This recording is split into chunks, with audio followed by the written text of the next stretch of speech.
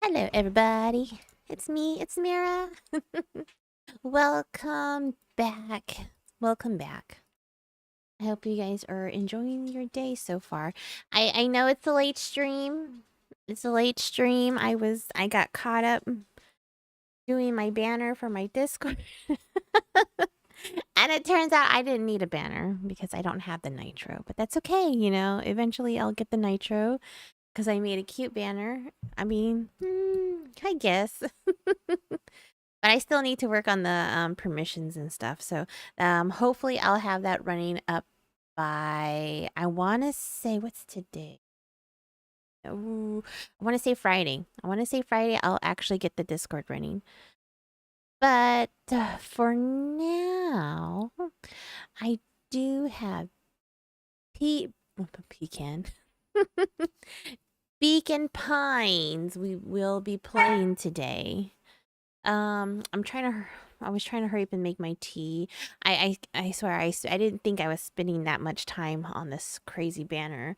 I'm new to the Photoshop.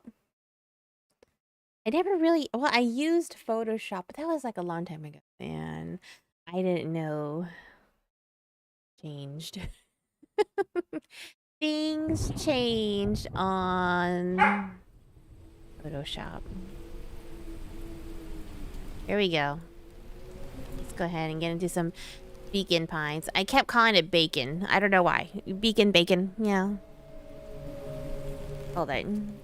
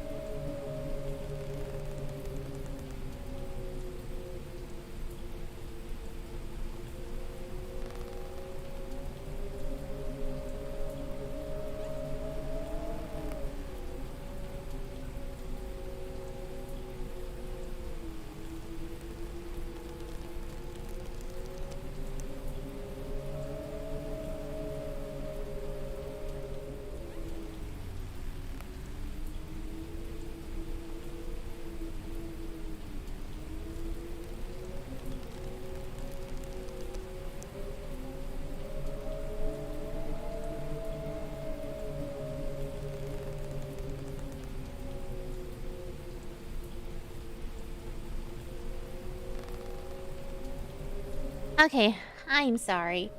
Oh no. It only takes one dog to make the other dog go out and then another dog to go out. And my tea got done. I think this game is like super loud. Alright, Bacon Pines. I'm gonna turn that down. Alright, we got storybook. What do we have? Dear reader, allow me to introduce you to my book. Though it might at first appear like many books you've come across, it is far from ordinary. You may, therefore, have some misunderstandings about its nature. The story that awaits you has not been fully told. In fact, its conclusion is not yet known, even to myself. It is in that way that my book is special. It is in that way that you are special. Without you, there is no story.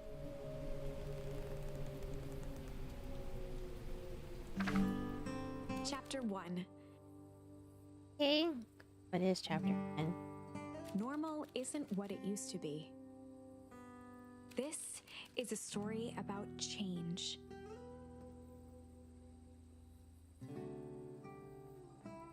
Nestled in a shallow valley is the town of Beacon Pines. Far from the town square, across the river, past the neglected welcome sign, a young boy walks alone at dawn. His name is Luca Van Horn, and like you, dear reader, he's here for a reason.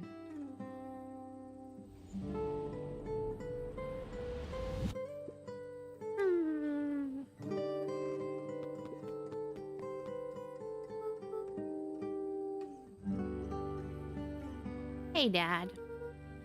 How are things going? Today is the first day of summer vacation. I start middle school next year, I guess. Aw. I was 6 years old when you died. Oh. And it's been 6 years now. From here on out, you'll have been gone longer than you were here. It feels like that means something. Mom always said that this tree was your favorite spot in the world. Aww. Me too.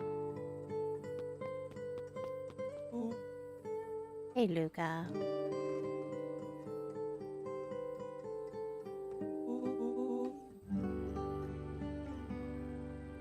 I knew I'd find you here. Rollo was Luca's closest friend. He possessed many fine qualities, but subtlety was not one of them.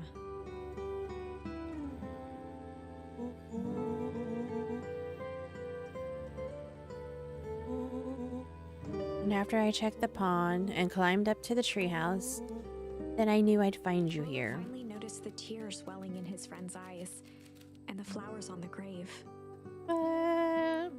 He knew that was his favorite spot then.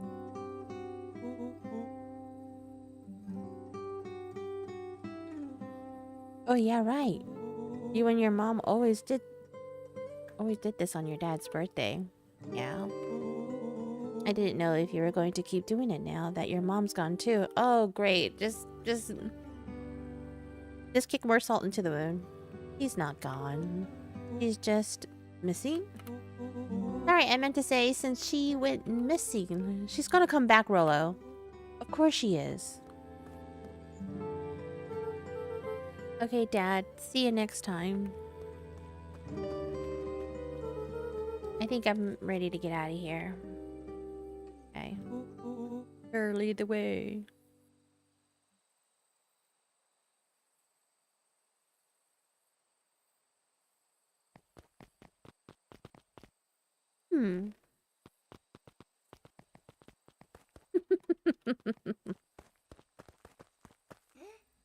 Cute. Yep. Pickle. Oh, I found a charm. Okay.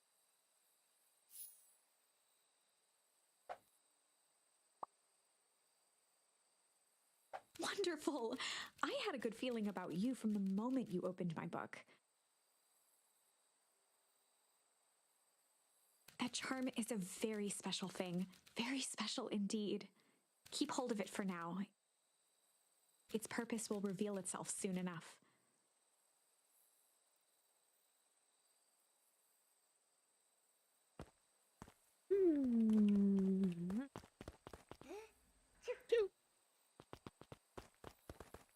Allergy start. Nah. Oh yeah, I almost forgot. The whole reason I was looking for you. I was wondering if you'd ever get to that. I found the perfect way to start our summer. What's that? Rollo looked to the side suspiciously. I would too. Not here. Say who? Your location. Control. Alright, I just have to tell Gran and then we can head out. What are you gonna tell her? I don't know. I'll think of something. If it's all the same to you, I'll meet you at the welcome sign. Gran still kind of wigs me out. I don't do well with new people. She moved in like half a year ago. Just meet me at the sign when you're done.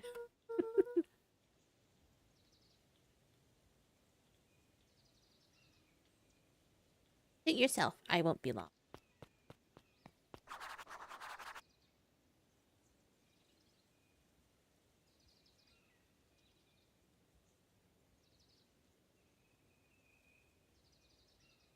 Tell Gran before heading out with Rollo.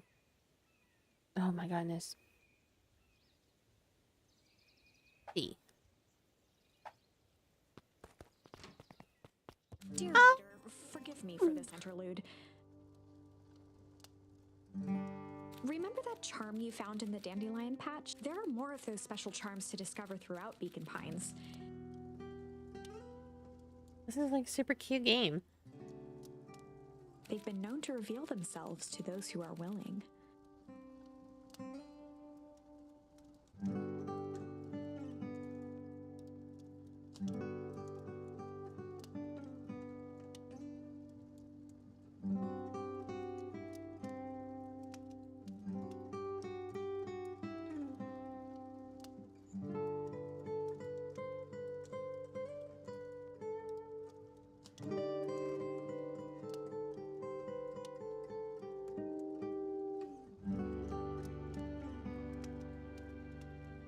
They have been known to reveal themselves. Some of them can be found in this very house.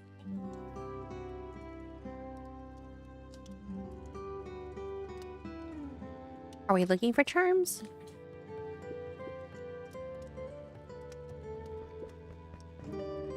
Since Gran had moved in, the Ow! house was more peaceful, more orderly, and more covered in flowery fabric. Okay, there's nothing there. Ooh. One of his father's old stethoscopes. Luca had spent countless hours listening to anything and everything with it. So is he a doctor? For years, though.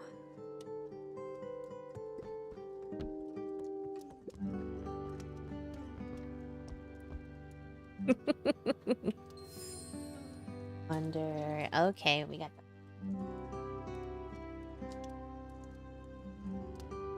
I'm gonna lay down in the warm blankets over there.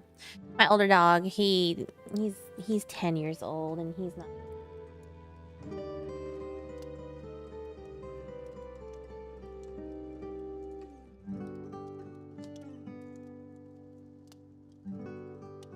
He's an older dog, and the Pomsky right now is trying to get him to play with him. Hold on, let me put him upstairs.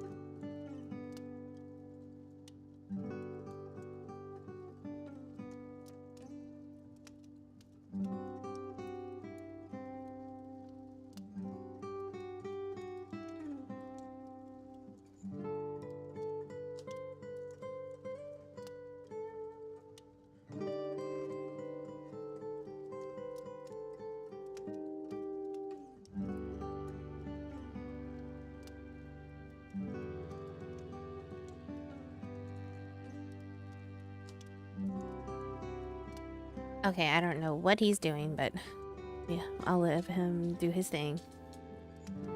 Okay. Oh, he's so cute. What is it? What is it, Babbers?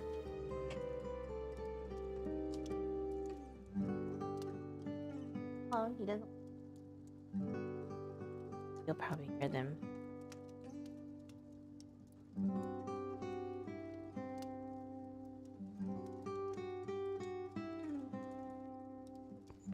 Okay. Oh wait, we didn't look over here. Was there any? Gran had already lit the fire. She kept a warm house, as if by grandmotherly obligation.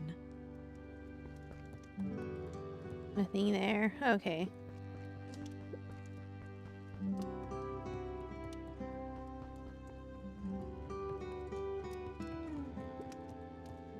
Just some dusty knickknacks. I don't think we saw anything at the entrance. Nope. Oh. This is a really cozy house. Gran's bedroom door. He just wasn't ready to go in yet. Gran had commandeered the upstairs closet when she moved in. Some things need shelter from a young boy's mischief, she said. I wonder what we use these charms for. Oh my gosh, his room is a mess. Luca tossed on his favorite old sweater. Even though it was the first day of summer, a chill still hung in the air.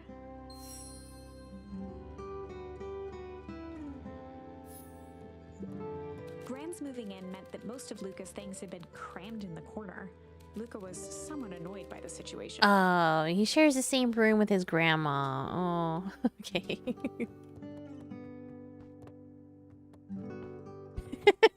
So cute. Look at that. Oh, yay. Gran's bed was undisturbed. Luca didn't mind that she had a habit of falling asleep in front of the fireplace. It meant that he could read late into the night. Don't get too close.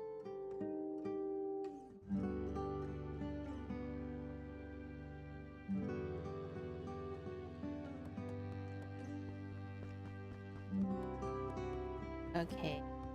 Oh, back over here. Here.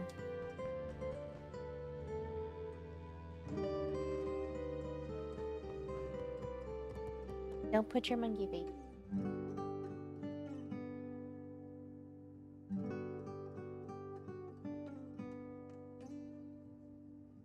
Let's do. Let's do. Hot.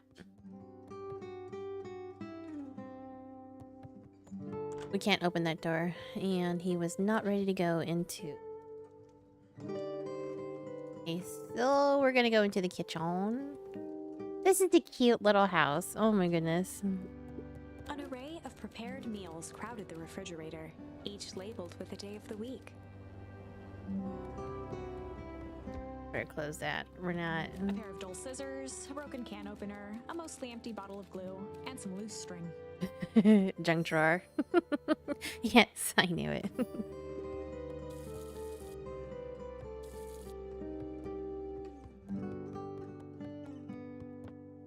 Woo! You take this hat. No. Pantry. The only piece of furniture Gran had brought when she moved in was an old hutch. Something in the hutch. Nope. Oh, where's his grandma?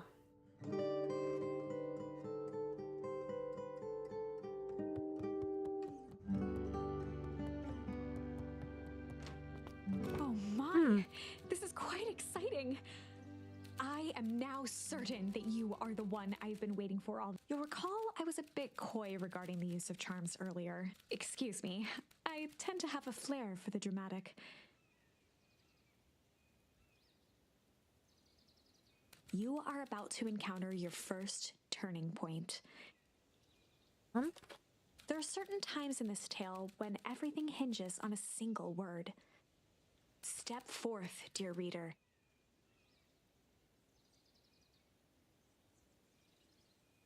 Okay.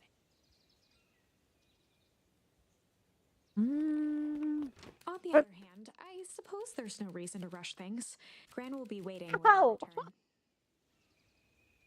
Oh my gosh, that hurt. How dare you grab on your big talons? A sturdy old wheelbarrow. Mm-hmm. Young Luca would spend hours hiding in the bushes, waiting for a chance to jump out and startle his mother. She always enjoyed humoring him by feigning terror. Mm-hmm.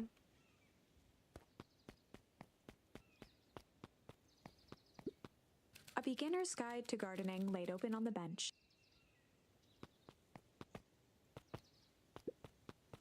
Yo. Hey, Gran. I'm gonna go hang with Rolo for the day. See you later. Hold up now. Where are you and Rolo headed exactly? Oh, nowhere special. The less Gran knew, the better for everyone involved. Oh. You have a leaf hanging from your butt. Crazy dog.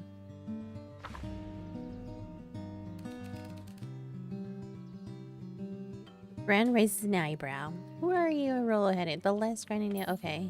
We're just gonna go. We're gonna chill. How do we move? Nope. We were just gonna go chill for the day. Mm-mm.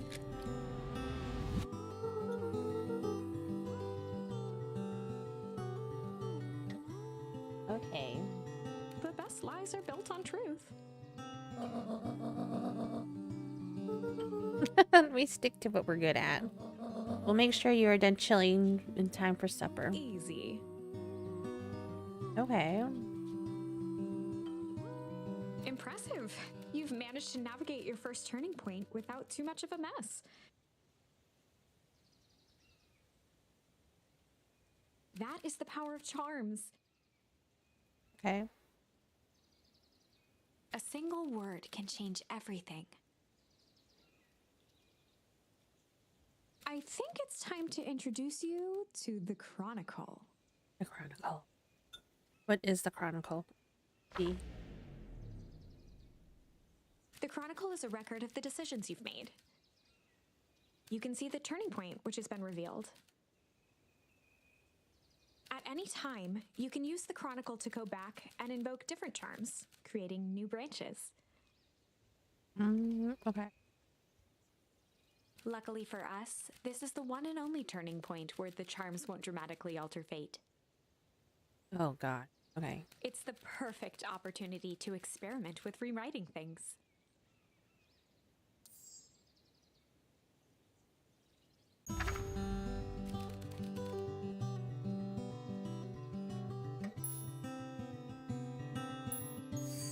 We were just gonna go hide for the day.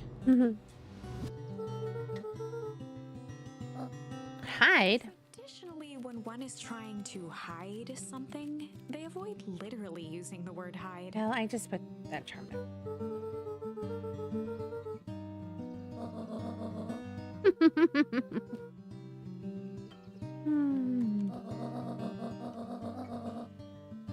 All's well that ends well.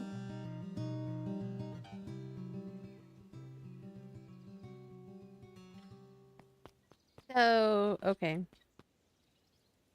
That didn't change at all.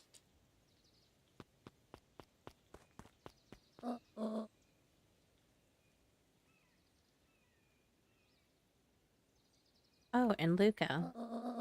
You and Rolo stay out of trouble. I know, I know. Oh my goodness, get into trouble with Rolo.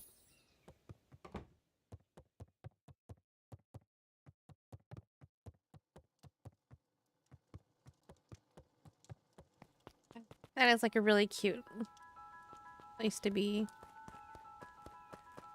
Will you find any more charms over here? Oh no, oh gosh, I went inside. Back inside the house. Ooh.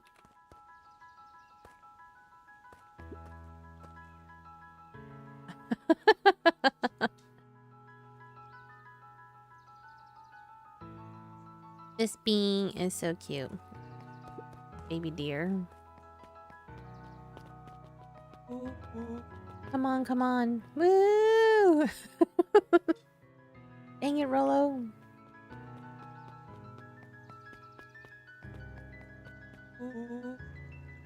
You know the drill. Don't let anyone discover our secret path.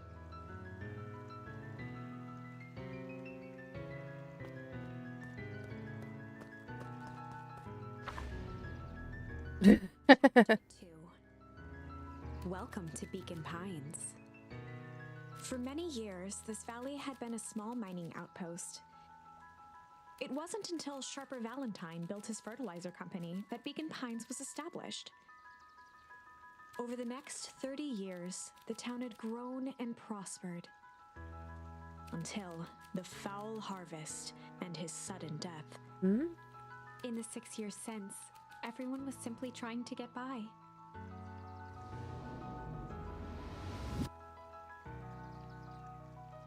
Hmm.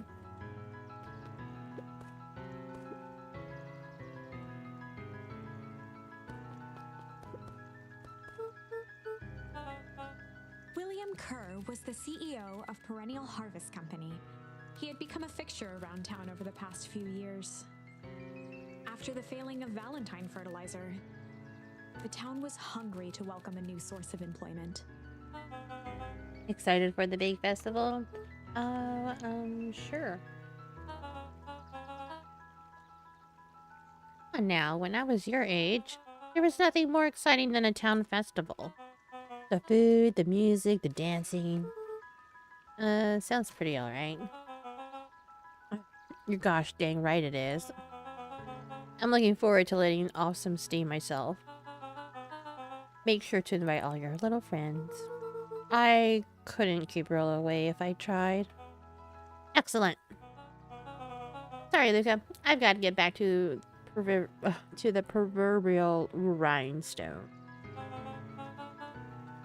A harvest awaits, and all that. Oh no. Oh no. What?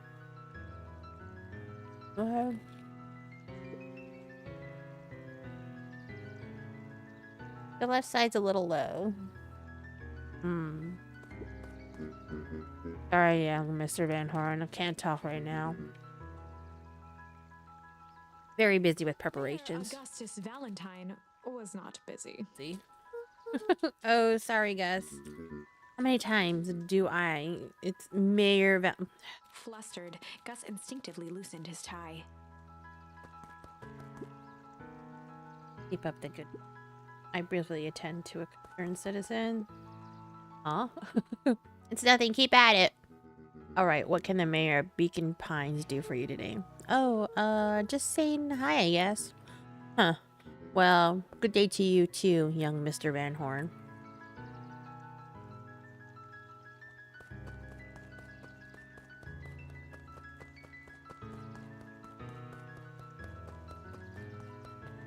I wonder if there's any charms here. Come on, Andy, grab his wallet. I'm sorry, Iggy, I can't. Do it or we pound you. Yep. Yeah, but my mom said, yeah, but. I had a nickel for every yeah, but. I'd be freaking king of nickels. Ain't that right, Tish? Yup. Come on, do it. You're gonna take it. Come on, do it. No, don't take the bunnies. Pig. Hey, Mr. Sinclair. Continued snoring and lifted one eyelid just enough to see who it was. A tactic he often used to avoid undesirable conversation. Oh, cheeky. Yoo-hoo, Mr. Sinclair. Bah, don't you see I'm sleeping, boy? How's the napping today? Crummy as always. Used to have a perfectly nice view from here. Till Perennial Harvest put that monstrosity of a building in the way. Why don't you just move your chair a bit? Why should I be the one that moves? If it's a showdown they want, I ain't gonna be the one who blinks. Snore, snore. Mm.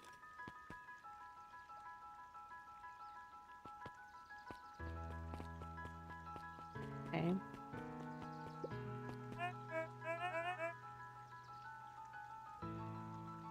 Mr. Van Horn, do you have a moment? It's just Luca. Golly, I'm sorry. It's my first week at Perennial Harvest. He pulled a pen from the pocket of his sweater vest and began to frantically jot something down on a clipboard. Wonderful. It won't happen again. If we're going to be on a first name basis, then you can call me Pete. Oh, nice. Nice to meet you, Pete. So, what are you writing? Oh, just some documenting. Gosh, it's exciting to be part of something so darn special. You know, it's not just about new fountains and phone booths. We're gonna change the world. And it all starts here in Beacon Pines. Isn't that amazing? Uh-huh. Anyway, I'd better get... Oh, that reminds me. We'd love to hear your thoughts. Thoughts? You bet. If we're gonna change this town, we need to get every detail right. That sounds intense. Haha. Changing the world is intense. So what you say? Could you answer a few questions? Well, I guess if it's quick. Wonderful. Open to answering a few quick questions. One down. See, it's not that hard, is it? Oh, okay. We're going already? Question 2. What is something you love about Beacon Pines? I've never really thought about it before. Perfect.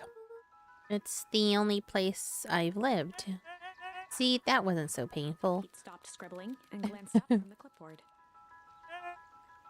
Was it, I guess not? Huzzah! Our first 3 questions answered in record time. Are you literally writing down everything? Thank you so much for your time. I need to process these answers. Oh my goodness, really?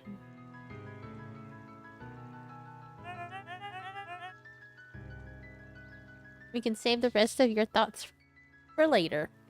Okay. Our harvest awaits.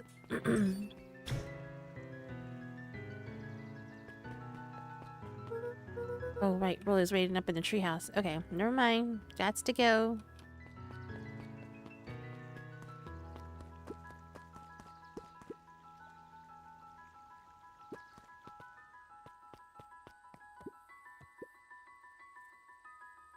Hey, Jetson.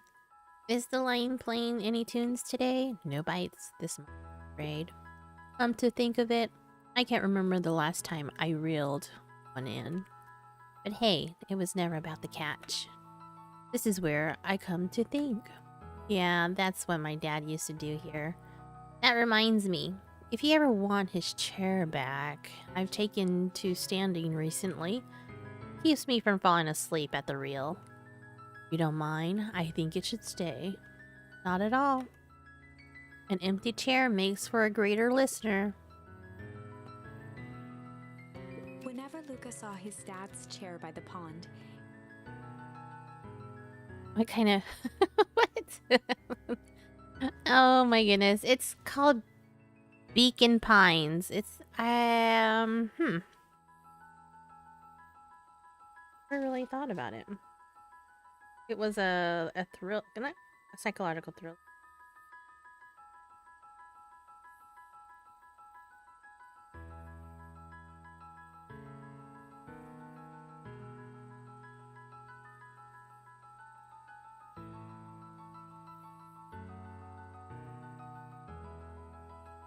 I guess it's just a mystery game.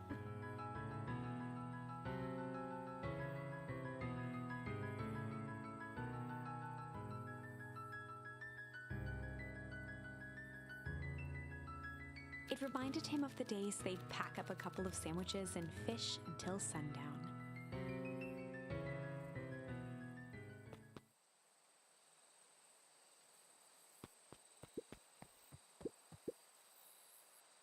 Go pick out your bait from the tackle box, buckaroo. Luca opened the tackle box and picked the perfect bait. Luca gently baited a feather onto the hook, good for skimming the surface. Give it a good cast now.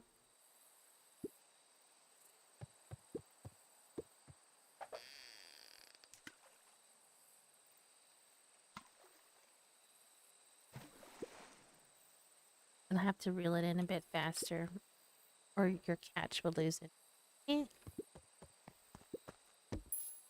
Luca gently baited a feather onto the hook, good for skimming the surface.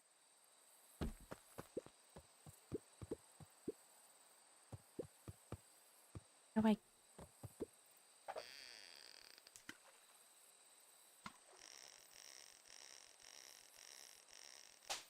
Oh no!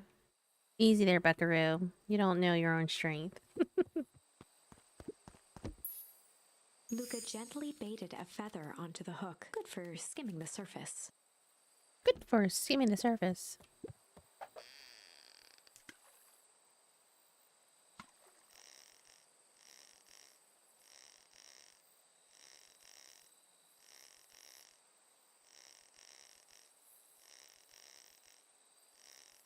Come on. Oh, yay, it's duck. Well, I'll be switched. It's your old rubber ducky. You were just a little drooling ball of fur when you lost that. Cried for days. I told you I'd turn up. It'd turn up. Gosh. Wait, he can't get it?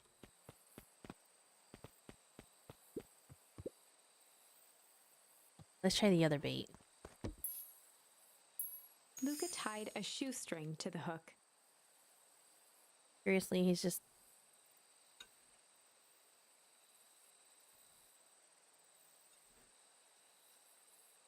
Mm-hmm. What fish could resist a nice shoestring?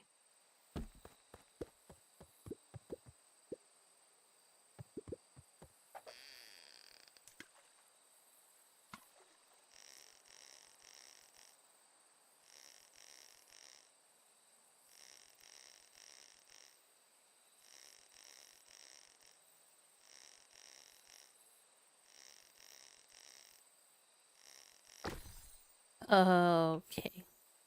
Dude, the other one is. Hard to say. Sometimes things drift away. That's not fair. No, it's not. Well, wherever it is, I hope that the other boot at least has a sock to keep.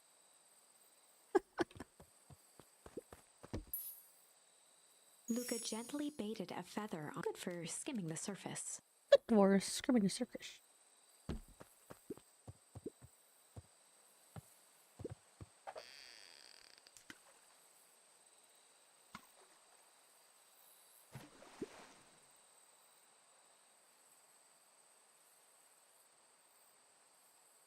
Yeah.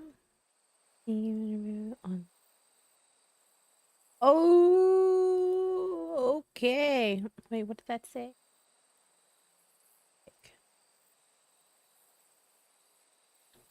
Oh, worldy.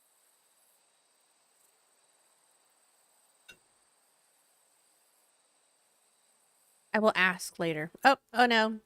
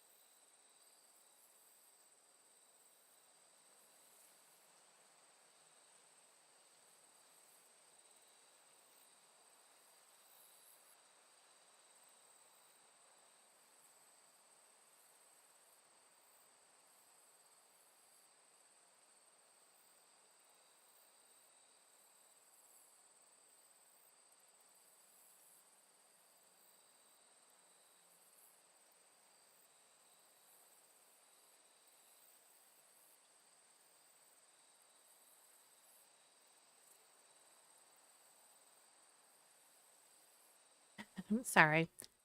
They're testing the tornado sirens. Usually happen. It used to be on Thursdays, and now it's on Wednesdays. So when those sirens go off, my dogs will start to howl. Done it, or at least today they haven't done it. Heard it, but that's why I usually have music in the background for them. But I didn't do that for today. But anyway, um,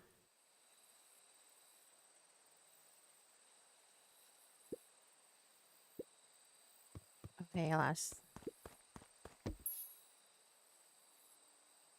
Luca gently baited a feather onto the hook. Good for skimming the surface.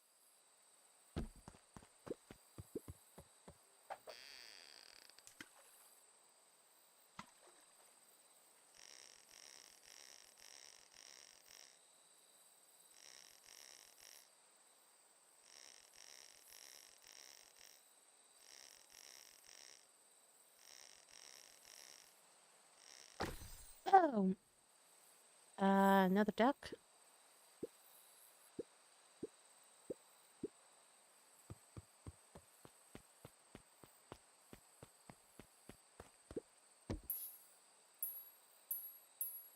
Luca tied a shoestring to what fish could resist a nice shoe. Is that all he's gonna be?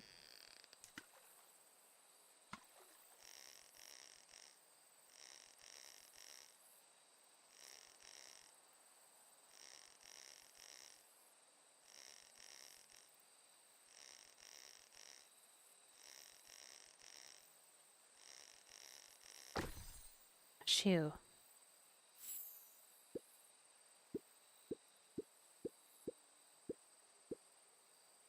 Am I missing something? I'm supposed to be searching for like other bait. Oh no.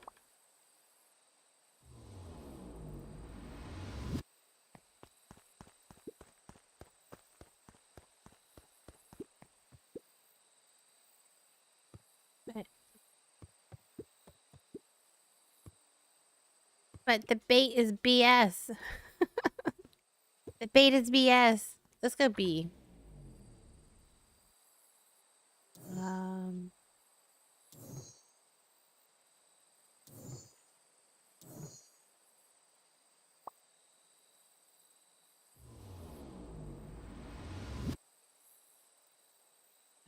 I'm not liking the bait.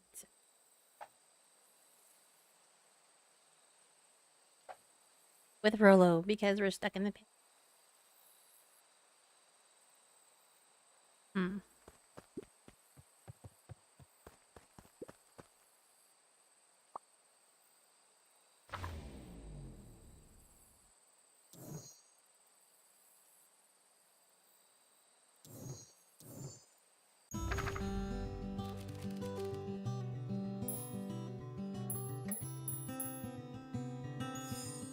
We were just gonna go ponder for the day. I'm gonna see if I can find This was Luca's chance to sell his alibi. big stuff. Oh, medium.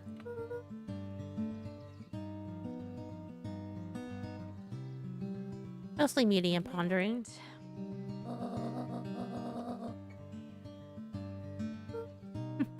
Okay.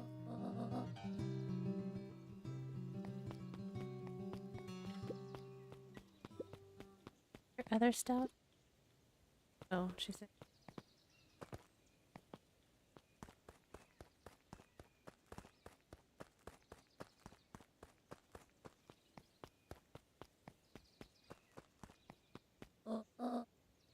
Oh, and Luca, you and Rolla stay out of trouble.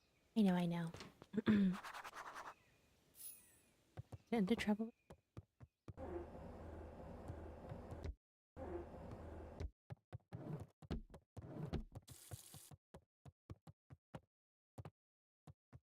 I guess I won't be able to find any.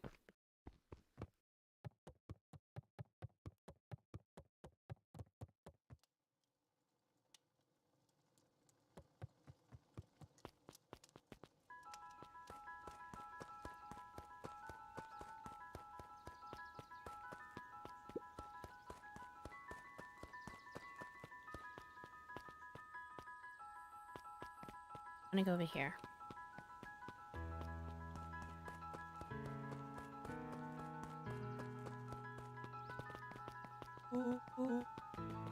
Come on, come on. Woo! Dang it, Rolo.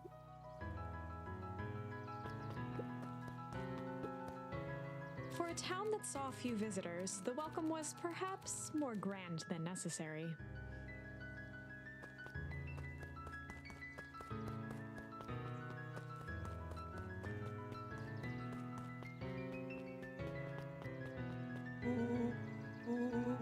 Don't let anyone discover our secret path. Chapter 2.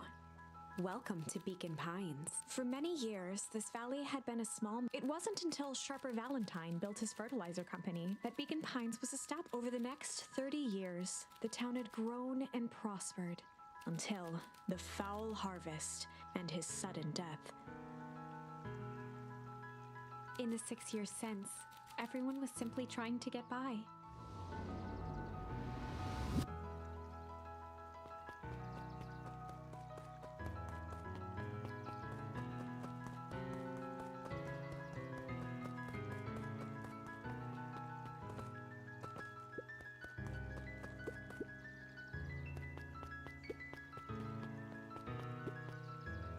Just being cool.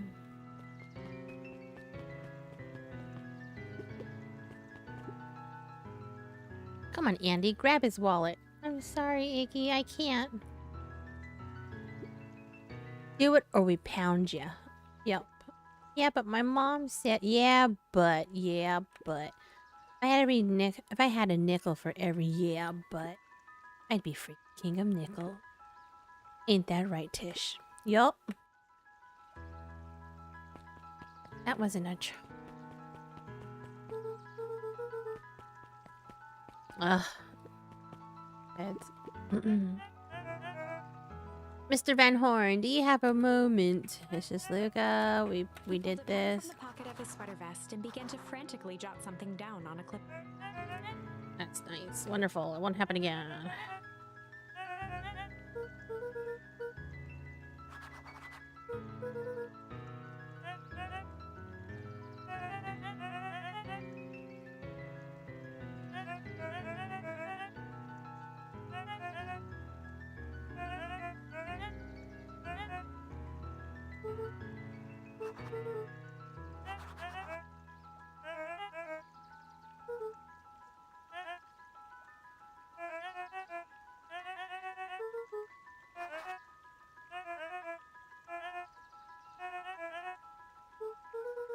No.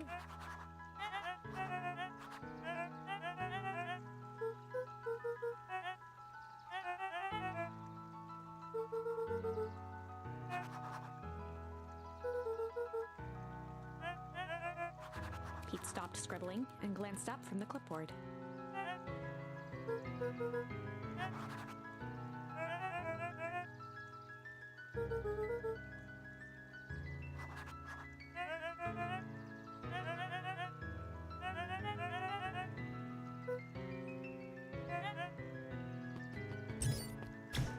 Okay.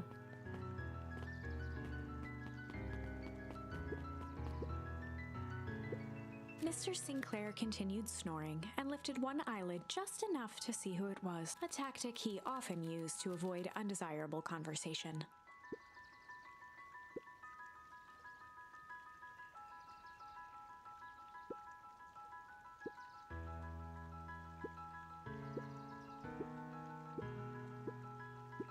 I'm just gonna skip over these since we've already done those.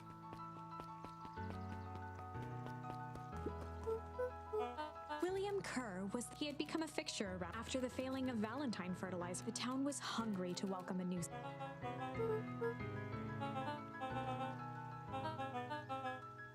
that a hyena? I think he's a hyena.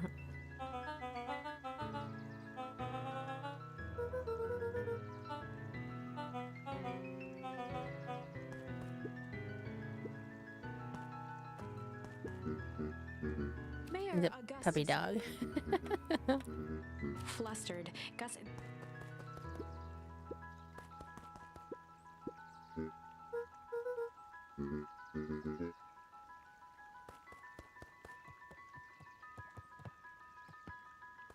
charms. I'm looking for charms.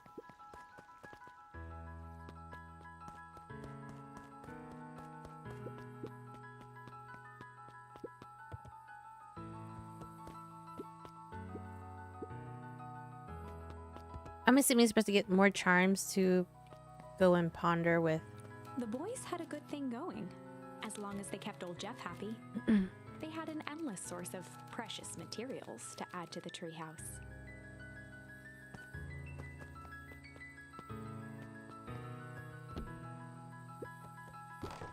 Oh On no. certain nights, when the clouds were just right, the boys could tune into strange patterns of static. Rollo thinks it's aliens. He always thinks it's aliens.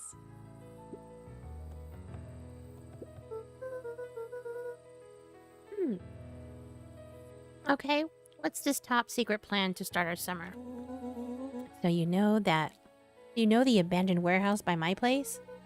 The old Valentine building? Yeah, well, it isn't abandoned.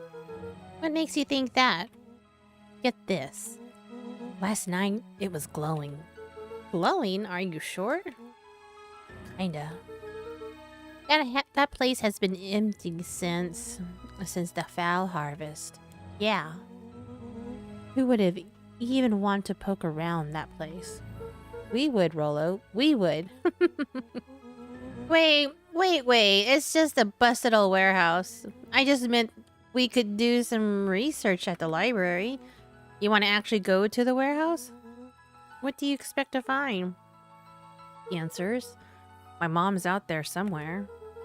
And it seems like everyone wants to pretend that she's gone for good. You don't have to come if you don't want to. Luca, remember that time I accidentally burned down the chicken coop? And you jumped in and said it was your fault before my paw throttled me? This is a flaming chicken coop sort of deal. I've got your back. Thanks, Rollo. Now that I think about it, poking around a decrepit fertilizer warehouse is exactly how I want to spend the first day of... Okay. Luca's winter coat decommissioned for the summer. With the cold holding out longer than usual, he reconsidered its usefulness. No! I think we might find more charms.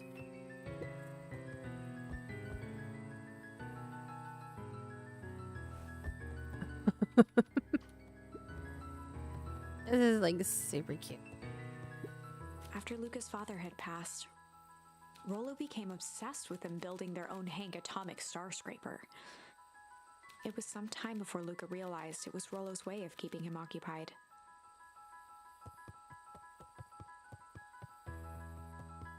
That's it. Nothing other. Luca looked up at the satellite dish. They're cute. Rollo nearly killed himself putting that up into the tree. While it didn't turn the radio into an interstellar communicator, as he'd hoped, it did at least boost the signal enough to overhear truckers one town over. Wait.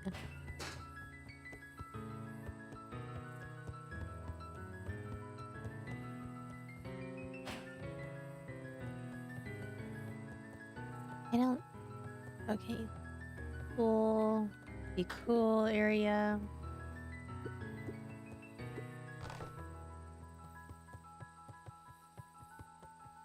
Okay, I think that's...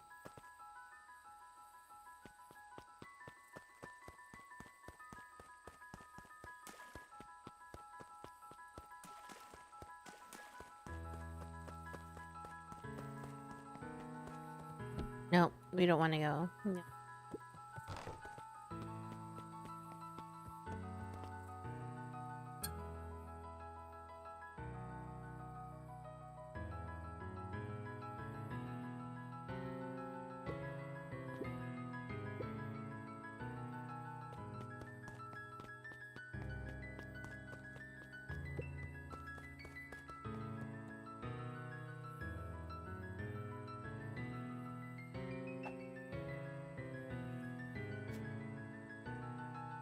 We have a ponder, hide, pull, and junk.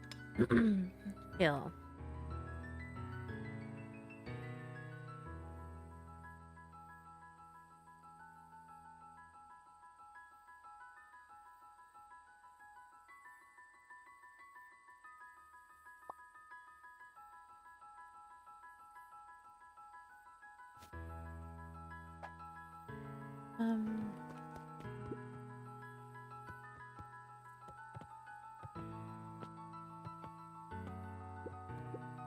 Oh, jeez.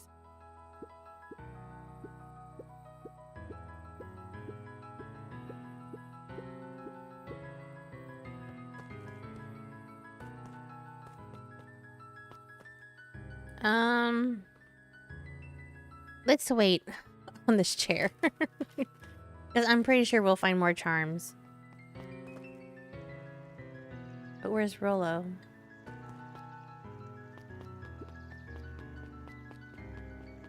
Wait, I think it's over here.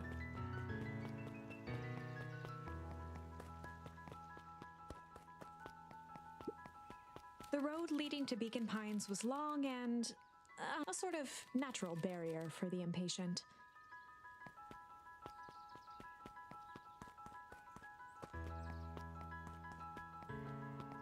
So now we have to find Rollo's house. I don't even know where his house is at.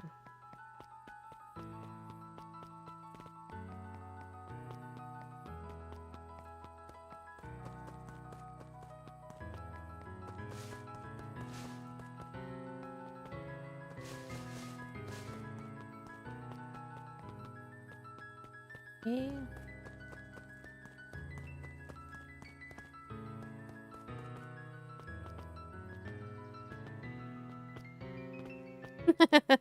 I like how he's just jumping all over the place. Like, yeah, yeah, whoa. No, I can't go that way. Oh. Oh, there he is. Duh, I did not see. I'm just catching my breath a bit. Go on, I'll catch up. Okay. Oh, okay.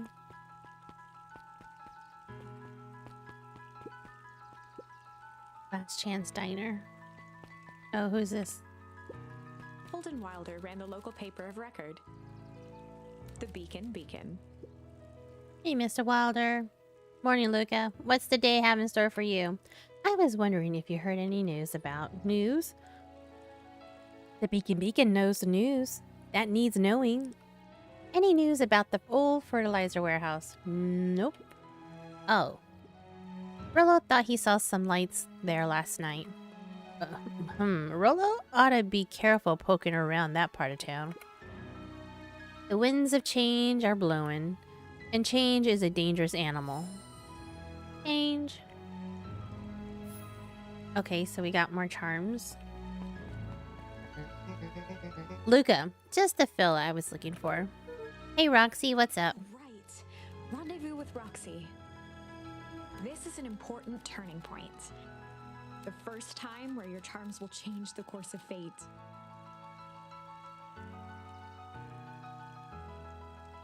And currently, we only have one suitable charm at our disposal. Have no fear, we can always return later using the Chronicle once we find more charms. Well, now I'm just rambling. Where were we? Oh. Have you seen my blockhead brother today? He skipped out before breakfast. Well, not really, no. Can't say I have. Can't say or won't say. Roxy, would I lie to you? Luca, wait up! I almost forgot to tell you. Roxy might be lurking around here. This is one of her favorite places to stand around and be useless. Rollo? So we need to make sure she doesn't spot us. Rollo? Why are you doing that turning thing with your body? What? You're not scared, are you? She's harmless. And a chump. And she's right around the corner, isn't she? We got in trouble. Don't mind me. I'm just over here lurking uselessly. Oh, hey, sis. Nice weather we're having, eh? I couldn't help but notice you snuck out this morning before breakfast. Isn't hungry. Also couldn't help but notice your morning chores were left unchored. Roxy, I'm gonna level with you. I'm sick and tired of digging up carrots. We gotta pick up the slack since the foul harvest. Almost every carrot I dig up is rotten. And the rest look like they were hit with Hank Atomic Shrinkle Ray. All the more reason to keep on digging. There's gotta be more to life than puny carrots. Look, Roxy. Luke and I have places to be, so if you don't mind... Oh, I do mind. I'm gonna catch hell again because of you. So either you march yourself home and harvest those carrots, or I haul you home myself. Oh, wow. As Roxy took a step toward him, cracking her knuckles. Luca knew he had one chance to save his friend from being dragged home.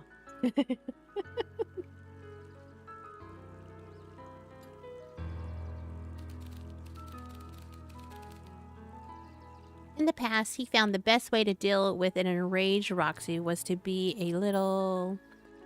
Oh. In the Chill. past, he found the best way to deal with an enraged Roxy was to be a little chill. Come on, Roxy. It's the first day of summer. The sun's shining and we just want to take it easy.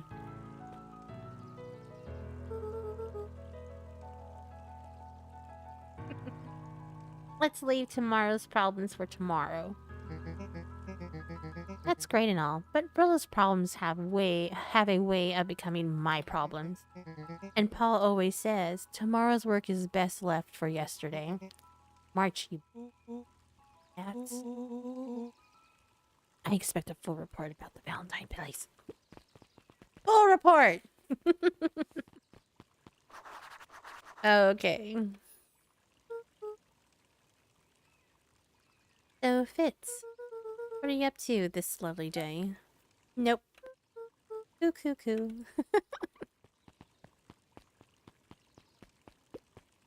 Miss Hatch could often be found near the fountain, too absorbed in a book to be distracted. Tia wandered down the wooded path unaware. Oh, this is getting good. Hey, Mrs. Nelson. Morning, Luca. Any big plans for the summer? Not really. Heard anything about the old fertilizer warehouse? Any strange happenings? Can't say I have. Either way, a dusty old warehouse is no place for a young boy. You be safe now.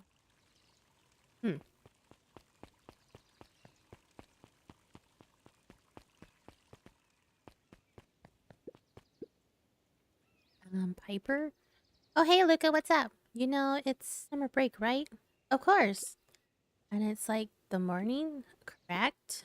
And your study. Like they say, the early bird gets the proper education required for a successful and fulfilling career later in life. Okay.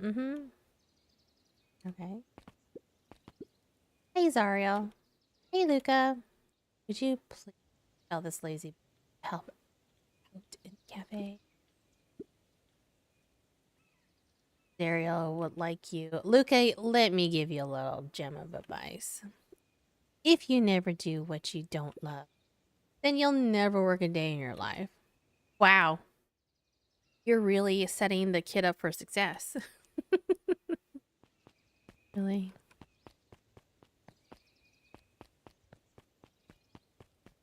Okay, there's nothing here observed.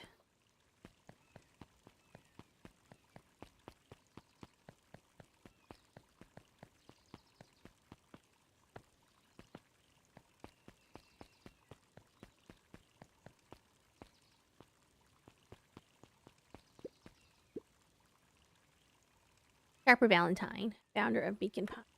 Never underestimate what a great man can do. Sharper A Valentine. bit much, if you ask me. Oh, indulgent.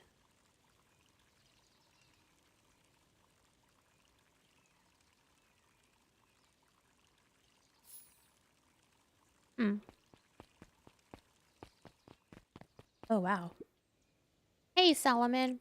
Apologies, no time for chit-chat. What? Jeff's hardware closed down about a year ago. The effects of the foul harvest stretched wide. When there are no crops in the field, tractors don't need fixing. Looks like the library hasn't opened. I'll check back later.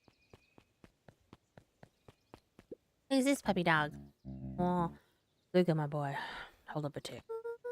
Oh, hey, Mr. Nuncreed. I was just on my way to... I just sold the last jar of your grandmother's preserve. Can't stock the shelves fast enough, turns out. Hey, that's great, but I'm actually... I guess Juniper will just have to swing by with more of her lovely jam. Uh-huh. Well, don't let this old man slow you down. You just remind her that she still owes me that A dance. promise Gran regretted the second it was made. Will do. That Juniper. Yeah, she's pretty cool, I guess. Real fine woman. I gotta go. Sweeter than any jam on earth. The phone booth was brand new. Part of Perennial Harvest's Beacon Pines Reborn initiative. It didn't see much use.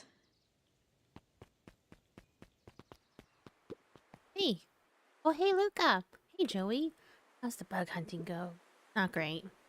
Bugs have been shy this week. Bugs get shy? Oh, sure, bugs aren't that different from people. Sometimes they just want to be left alone. If you were going into Weepwood, careful where you step. No bug crunch. Got it.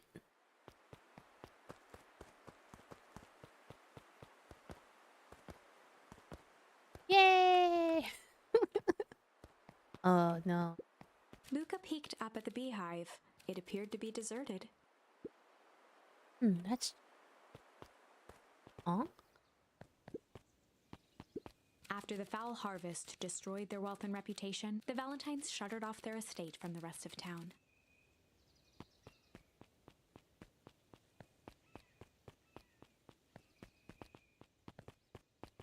Oh, my goodness. The Valentine mansion loomed over every other building in town, both figuratively and literally.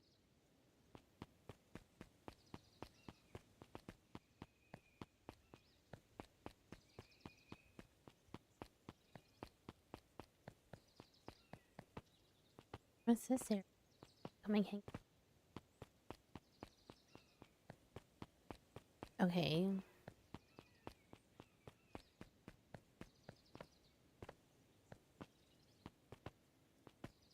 I don't think we're that far. Story to get to that.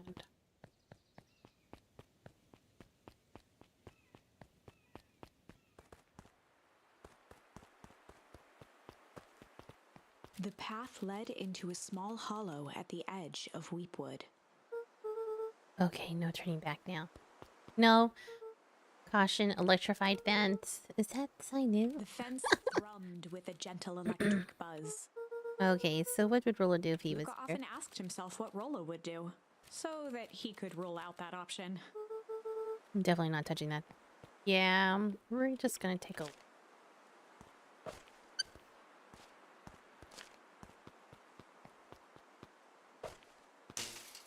As sparks flew from the fence, the light atop that section shut off.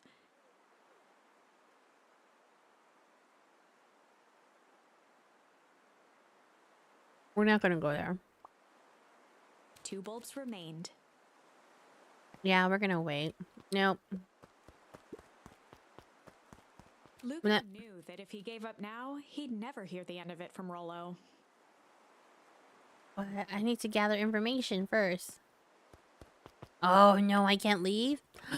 Luca knew that if he gave up now, he'd never hear the end of it from Rolo. I went too far ahead in the story. 1 more to go.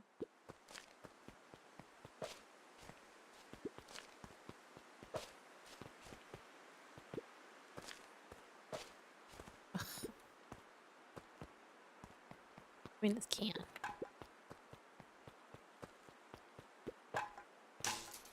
The fence's buzzing gave way to silence. Every kid in town knew the old Valentine fertilizer building. Long abandoned, the warehouse once served as the industrial heart of Beacon Pines.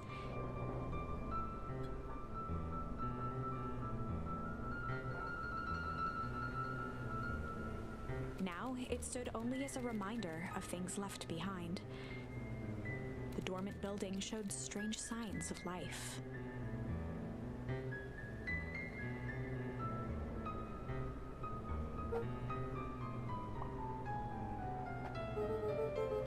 Okay, so Rollo wasn't exaggerating for once.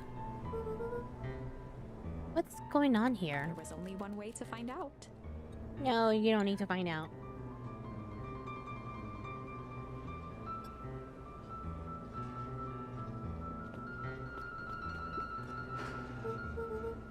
Wow, that smells awful. Too bad Rollo's not here. We'd have no problem poking around in there.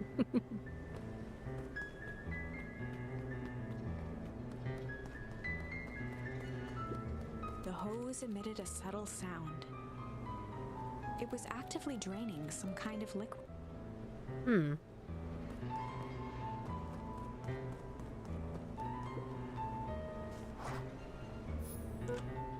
Luca Locked. thought he heard faint sounds coming from the other side of the door. He pressed his ear against the cold metal to hear better.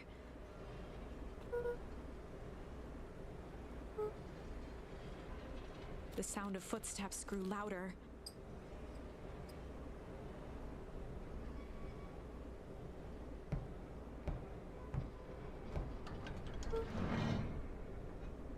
Hello? Oh. Shite. Okay. The heavy steel door knocked Luca to the ground. Disoriented, he looked up to see an imposing figure silhouetted in a green glow. It lunged toward him. He tried to scramble away, but felt a gloved hand latch onto his ankle. Luca watched his fingernails leave trails in the dirt as the hand slowly dragged him back into the lab. This is a story about change. It was far from the sort of change Luca imagined for himself. But change is, after all, a dangerous animal. The end? I probably should have warned you about this. There are many paths that our story can take. Most will end in tragedy, but don't let that discourage you.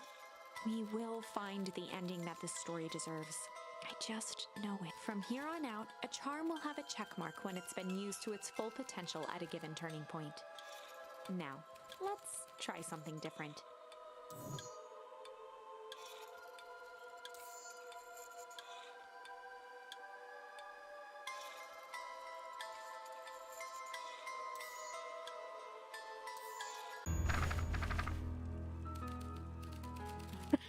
Am I gonna use this? In the past, he found the best way to deal with an enraged Roxy was to be a little shit. Take a break for it. What have you done? Oh, that little shit just kicked me. Run all you want, you little twerps. You gotta come home eventually. Oh no. Sorry. Investigate the value. Sorry about that. Bella can get overexcited sometimes. Solomon Valentine, current ward of and future successor to the Valentine fortune, huffed as he brushed off his pants. A town of complete and utter. One wonders if it's worth. Either way, I'm really sorry. No matter. How are you doing? Me? Yes, with all that business about your mother and whatnot. Well, I'm getting by. Still no word from her at all? No. That is truly a shame. Wow, thanks, dude. Your grandmother has taken residence to keep house. Yeah? And how is that going? We mostly stay out of each other's way. You make it sound like she's rarely at home. It's not like that. This has a lot to do. Mm-hmm. He's still settling in and trying to figure out how to make ends meet. Indeed. Well, count your blessings. It's better to have a caretaker who is rarely around, in lieu of one who tries to compensate by smothering you with attention. That doesn't sound so bad. Trust me when I say it's best to rely on yourself. Family has a way of creating more problems than solve. Uh-oh. That puppy dog. Solomon! With a gesture toward the approaching heiress Valentine.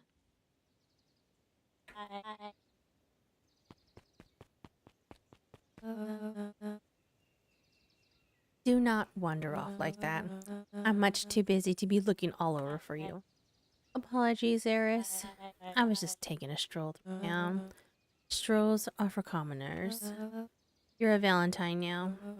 I want you to be present for the construction of the History Museum. The future of this town relies on its ability to remember our family past.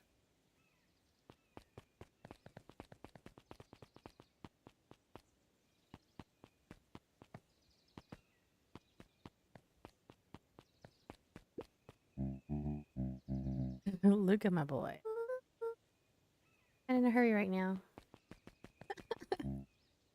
Hey, too much.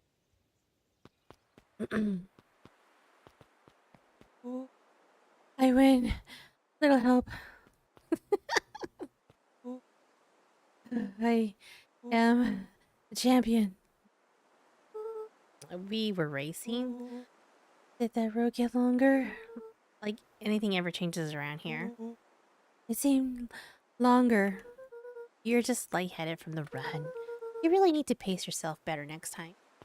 Not sure why I would take advice from second place. Has that sign always been there? Wait, what? Oh. Caution, electrified fence. No, that's definitely new. Creepy. How are you gonna get around an electric fence? Don't worry, I've got this. Why did you do that? Paul always says you can figure out what the plan was when you're done. Great, what now? Well, I did my part in establishing that touching the fence is bad. I'm sure you can handle it from here. From a safe distance. Whoa, you're a genius.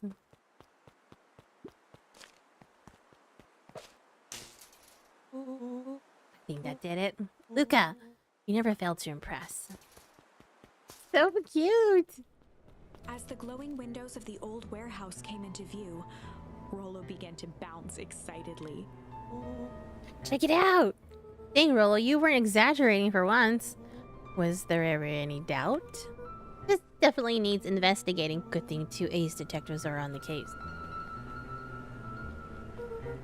This is bizarre. This is awesome. What? Rumble. Feel that? What? The excitement in the air? You bet your butt I did. Check out this bottle. That's not normal. And this hose. Oh man, the door is locked. Try harder. No dice, it won't budge. Oh well. This dumper's new, right? I bet it's got stuff in it. I can't really see what's in here. Who did all of this? My nose is itching. I think I smell some treasure. Are you sure that isn't the hazardous waste? Just help me get in. Rollo, it would be my honor to throw you in the trash. Oh, that's so cute. Come on, Lady Luck. But what's in there? Let's see. There's a squishy bag of squish. Wow. A good inch of stagnant sludge near natural habitat. Wait, hold the phone. Hold 2 phones. Check these bad boys out. Are those walkie-talkies? Just like Hank Atomic communicators. Do these actually work? Ground command to Hank Atomic. Hank, do you read me? This is Hank Atomic. Ground command. You're coming in 5 by 5. How are your virtual readouts? It's getting a little stuffy in here. Requesting assistance for evac. Help is on the way. Uh-oh. What was that? Come in, give me your hand.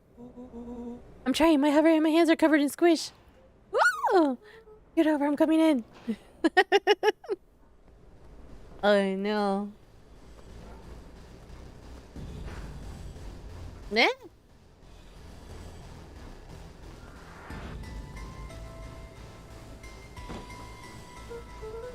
Tell me what you saw that. Dude, I don't know what I saw. He's coming back. Get down.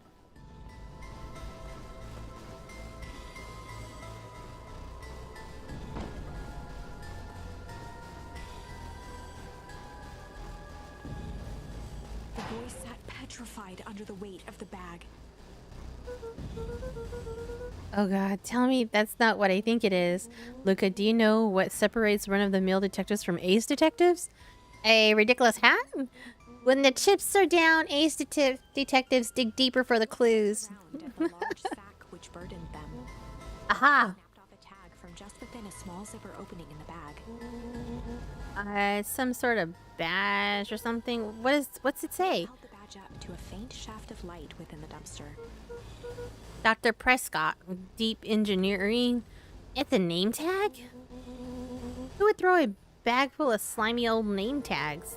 I think it's just one name tag and a bag full of something else. Okay. I think we should make a break for it. Stay calm. This is no time to panic. I'm not panicking. You're panicking. Rolo, calm down. You don't have to squeeze my hand so hard.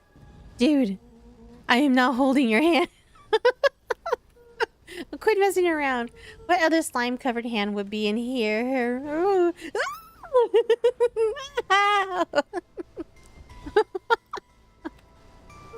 Oh, I am beginning to see the benefits of your run for our lives plan. Right, we've clearly established that I'm faster than you, so I'll go first. Why not go together? A flaming chicken coop, Luca! I'll make sure the coast is clear. After I go, count to 100. If you hear me yell, run. If you don't hear me yell, run. Actually, either way, I'll ask. Rilla, I'll give you credit. You sure found an eventful way to start our summer. It's what I do. But here goes nothing. Lucas sat in the dark, tracking the sound of Rollo's footsteps as he ran. 1, 2, 3. He pressed his ear to the dumpster wall, straining to hear Rollo's footsteps as they faded away. 15, 16, 17. He tried not to think about the contents of the dumpster. 35, 36, 37. The thick stench made... Screw it, that's long enough. Luca carefully lifted the lid and peered out. Nothing. No sign of Rollo. No sign of the man in the yellow suit. Time to haul ass. Luca clambered from the dumpster, stumbling to his knees. He was up like a shot and running, sprinting toward home as fast as he could. Beacon Pines flew by, blurred by the tears that welled up in his eyes. He wouldn't remember getting home at all that night. Throwing his front door open, storming up the stairs to his room and surrendering to sleep almost as abruptly as he hit his pillow. Chapter 3.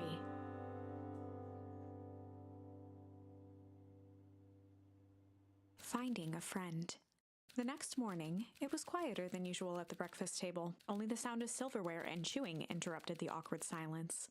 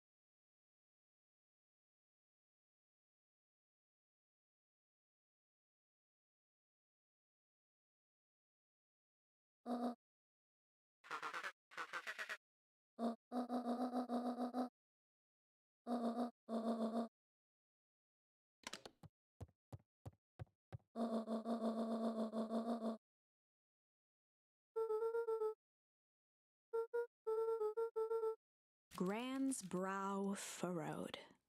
She let out a long sigh. Her voice was quiet and even.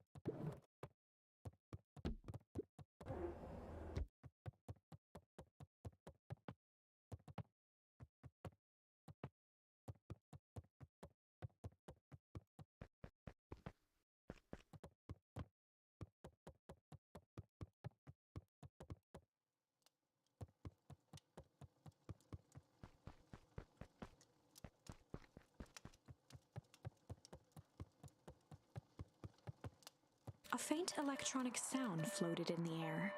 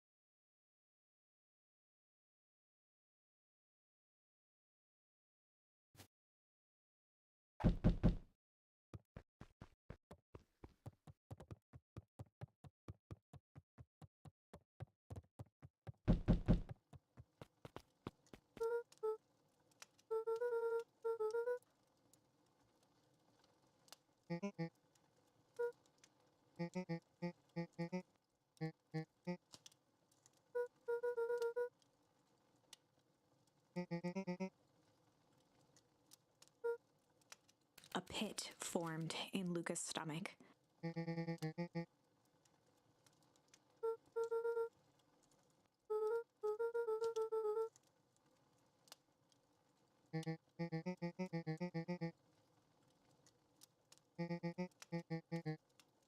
Luca's mouth felt dry.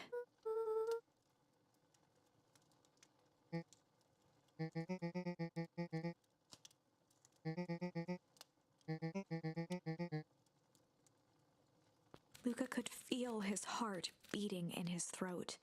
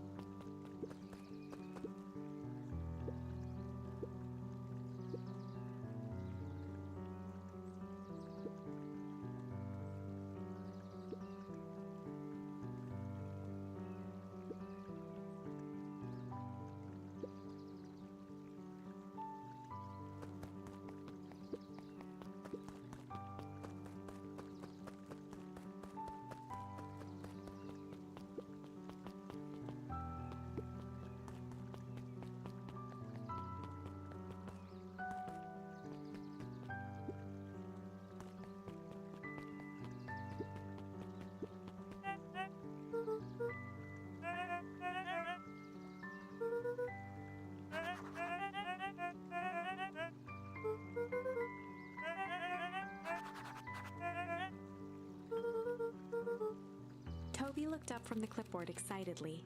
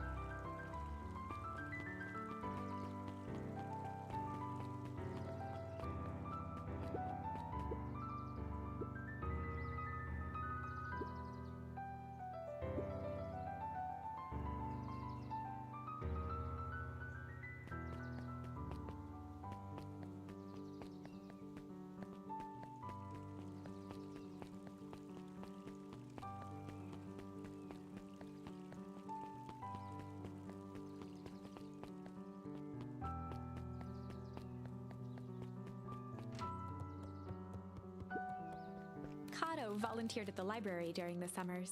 He wasn't very social, so he'd dedicate each summer to becoming an expert in a single subject, making him a reliable source of very particular knowledge.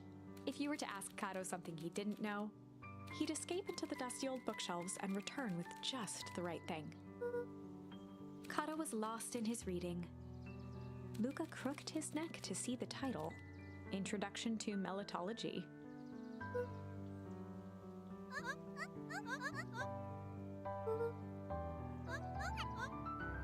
He gestured to the shelves.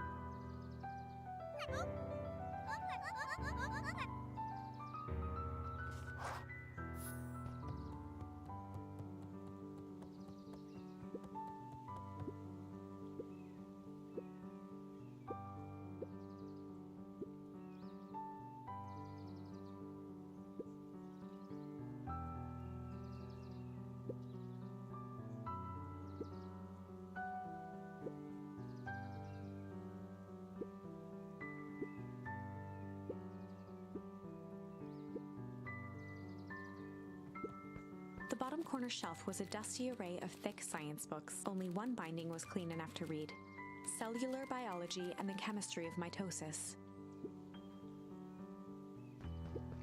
Mycological Phosphorescence.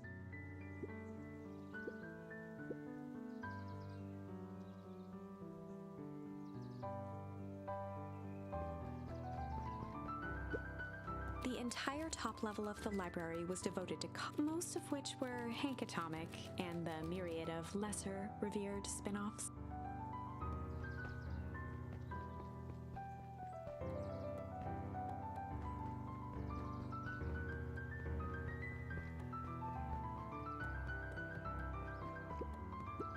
Oh, the cobs I've eaten. A salad-centric travel guide for the mildly adventurous. Sally Seashore's simple, succulent sundries. Luca brushed off a smudge of dust. Or maybe it was flour. 30 recipes so easy you'll doubt it's even edible.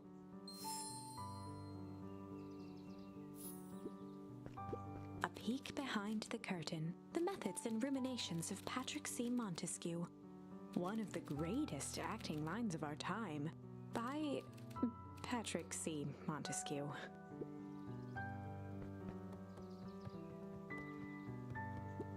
There were rarely any actual new additions, simply a variety of existing content rotated into the front display each week.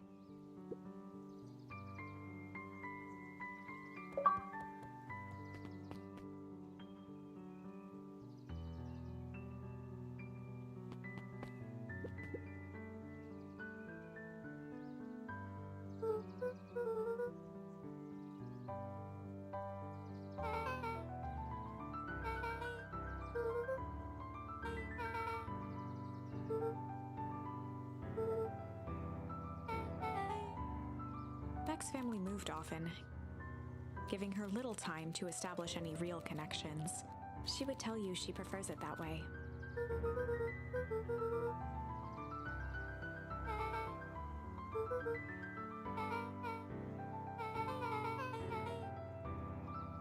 Luca shifted his feet uncomfortably.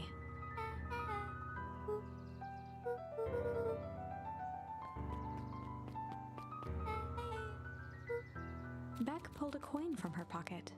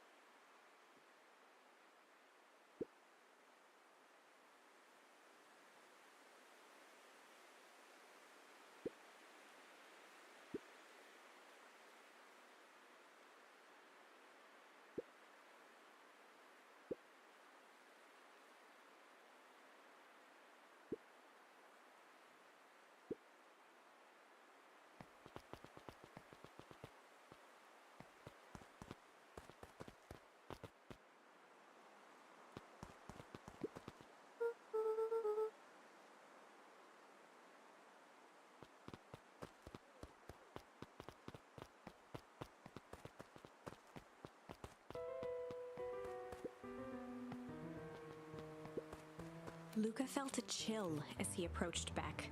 Her eyes were locked on the strange green liquid. The nearby grass was coated in a fine layer of frost.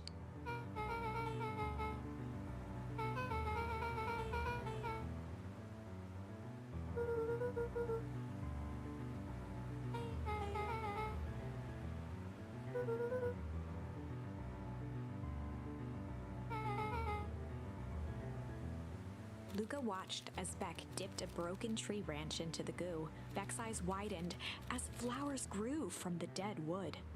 First small buds, which quickly bloomed into vibrant petals. As quickly as they had grown, the flowers began to shrivel and turn gray. Beck dropped the stick with a grunt of disgust.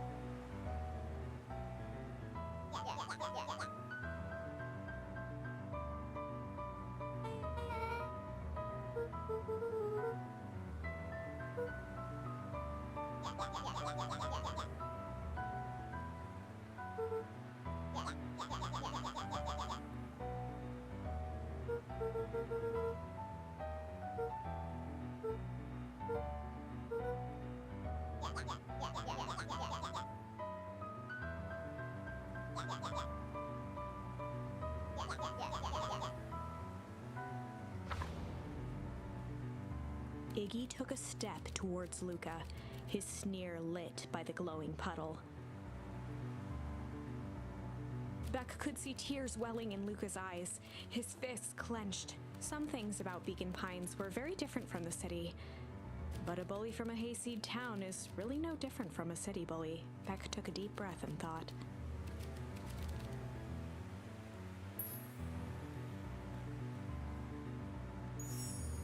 Well, time to bust out the tickles.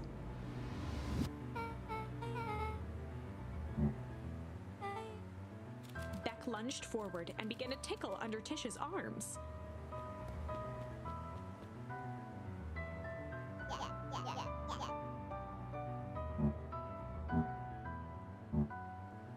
Tears began to form in Tish's eyes as she gasped for breath between gales of laughter.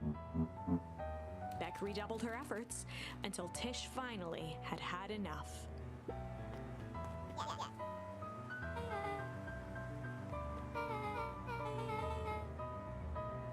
Iggy's eyes darted around, a realization dawning on his face that he was now outnumbered.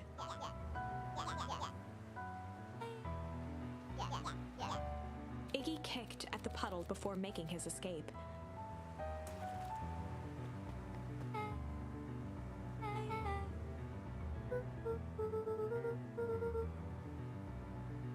Beck shook the ooze out of her hair as best as she could.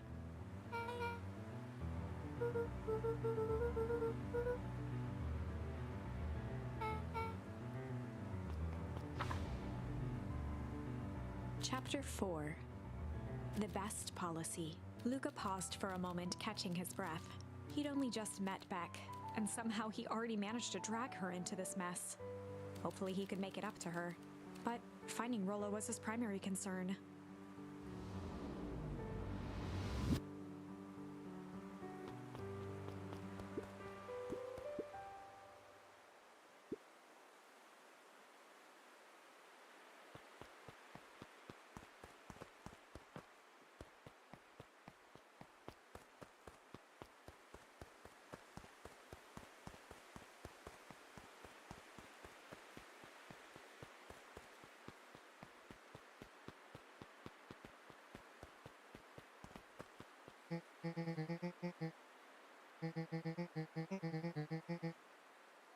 Roxy and Fitz looked drained. It was clear they'd spent all day searching.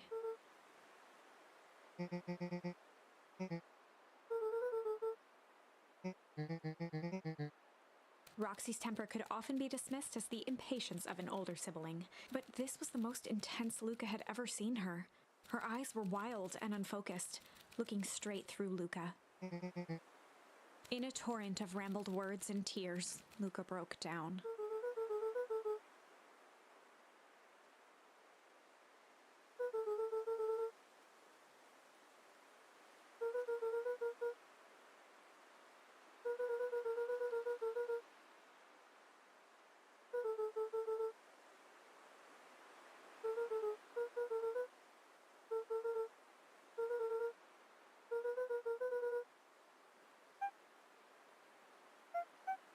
Roxy, still exhausted and angry, softened briefly as her eyes hunted the ground in thought. With a determined sigh, she looked up at Luca.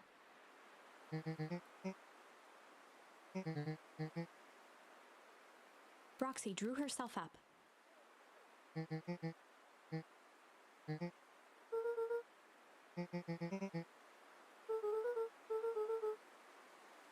Roxy tried to think of the safest place to send Luca.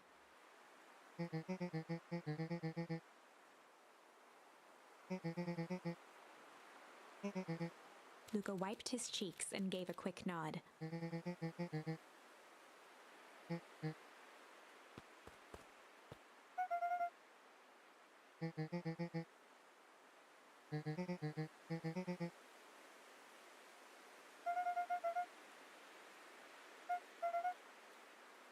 Looking into the puddle, Roxy rubbed her arms to warm up.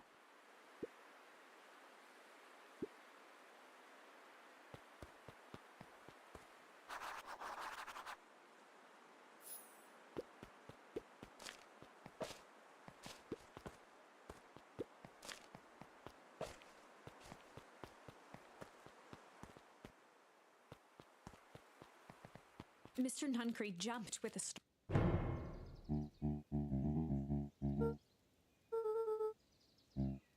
Luca motioned to the phone booth.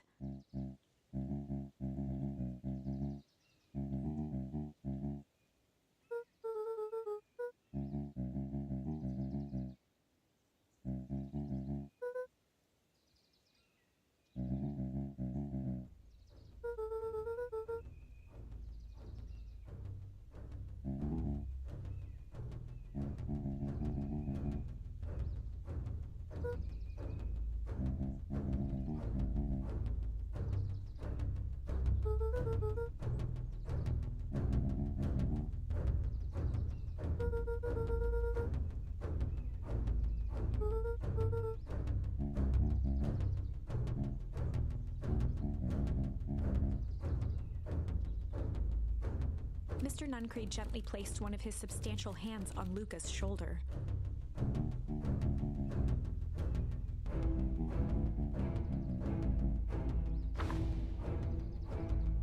Luca peered up at Mr. Nuncreed. Kind eyes warmed a stern face. There was a deeper emotion hiding beneath it all. It was subtle, but Luca could sense something eating away at him.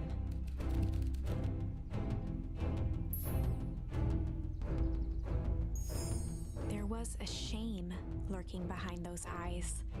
A deep sadness. If Mr. Nuncreed was that worried about Rollo, maybe he could help.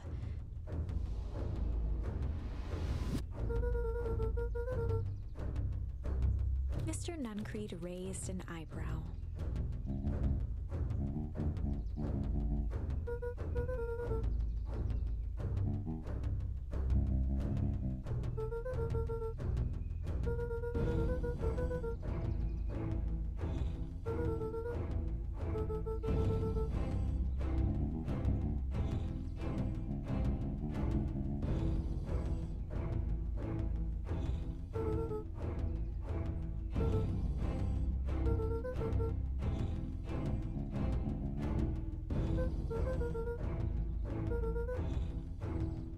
Mr. Nuncreed's shoulders slumped.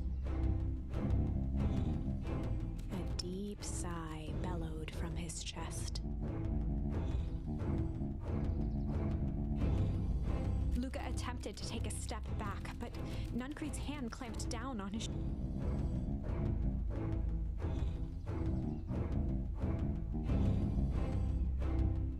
With a firm shove, Nuncreed manhandled Luca.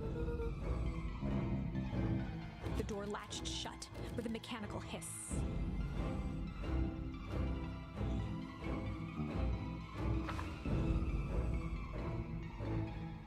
As Luca pounded the glass, the floor dropped from under his feet.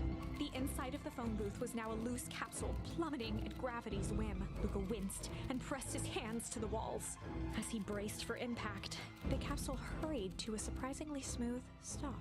He felt a cold rush of air and opened his eyes with hesitance. Two large figures in hazmat suits occluded his view. Luca heard the deep, resigned voice of Mr. Nuncreed over an intercom. He knows too much. The end.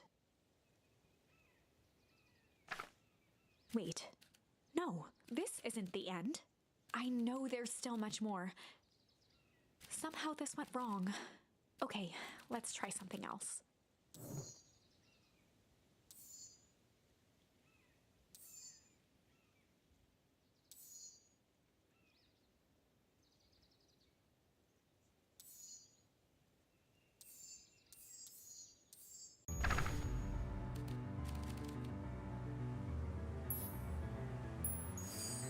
Well, time to bust out the strange.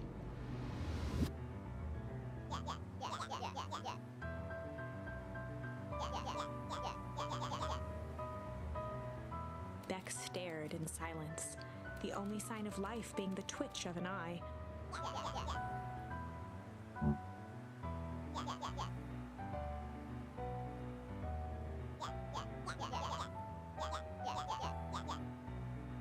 At the sight of Iggy taunting Beck, something in Luca snapped. Iggy's smirk shifted to a look of shock as Luca launched himself into his stomach.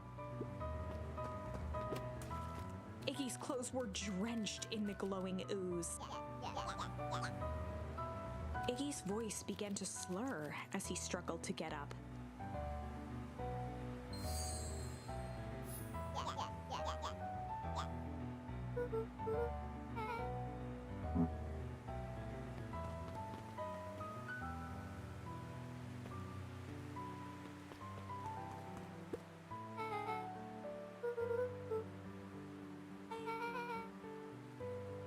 Person at the warehouse.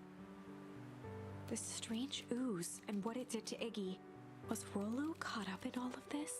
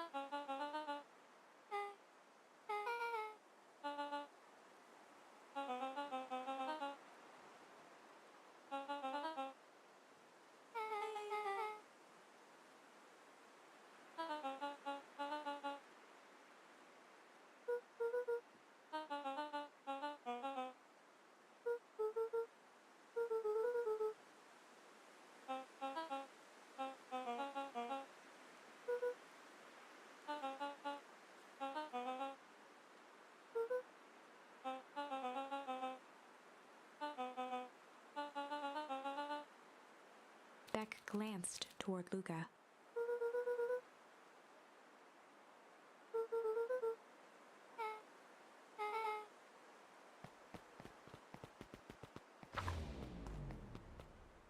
Rolo was safe.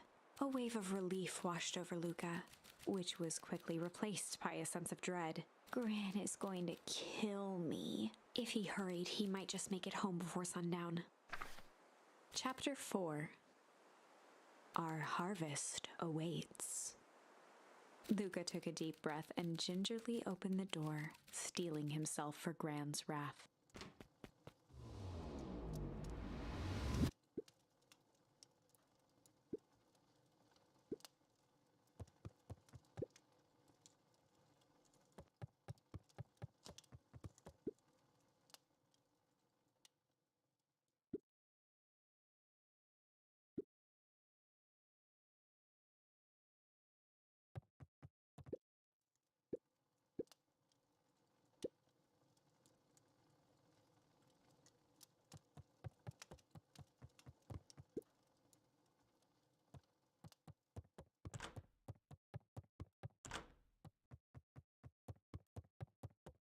Luca was alone. The house was empty.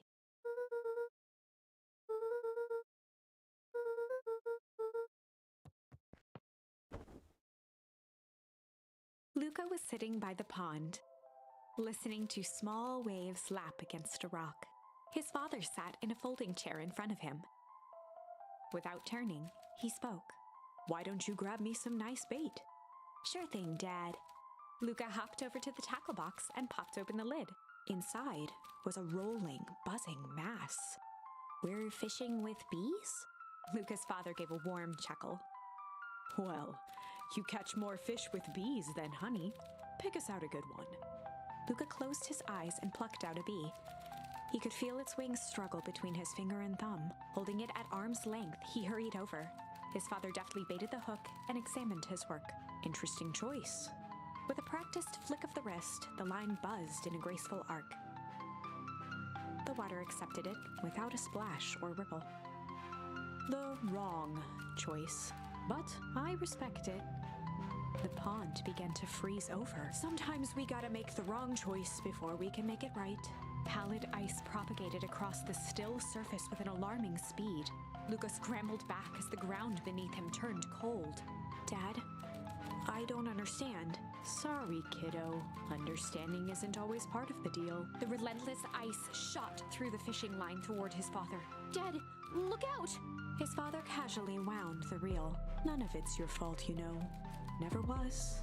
"Dad, we have to go." Luca grabbed his father's shoulders, trying to pull him away. "Please, you have to run." The ice crackled as it spread across his father's hands. That's the thing about fishing, Luca.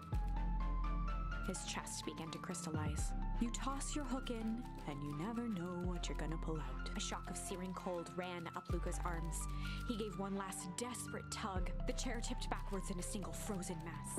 Luca tried to stop the momentum, but it was too late.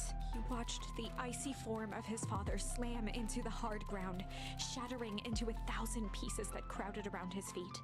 "Dad, I don't understand. What does all this mean?" The gentle rustle of leaves was the only reply.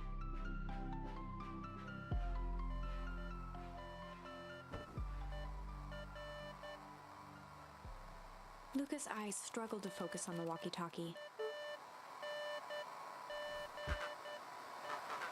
Faintly, He could hear Rollo amongst the noise.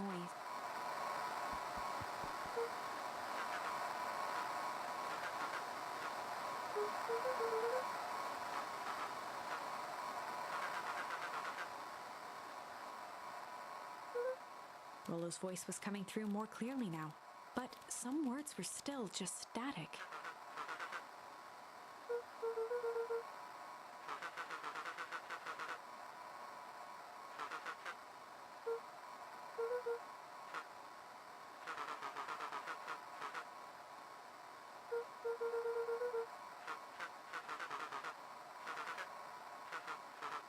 The signal went silent. Luca held still, waiting for a response, his pounding heartbeat marking the passage of time.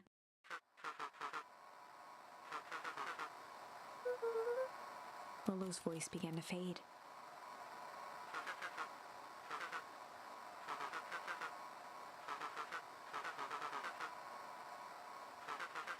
With that, the signal died for good.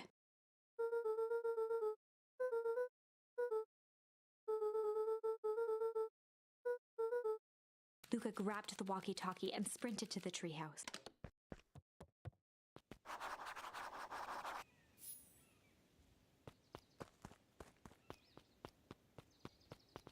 Luca heard a group of footsteps approaching. He dashed behind the bushes to avoid being spotted.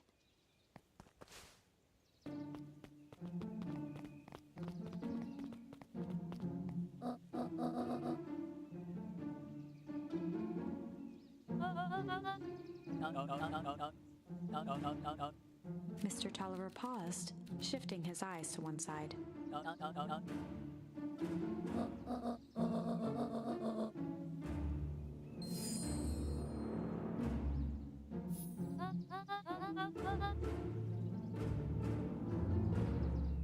Mr. Tolliver took one long, quiet breath.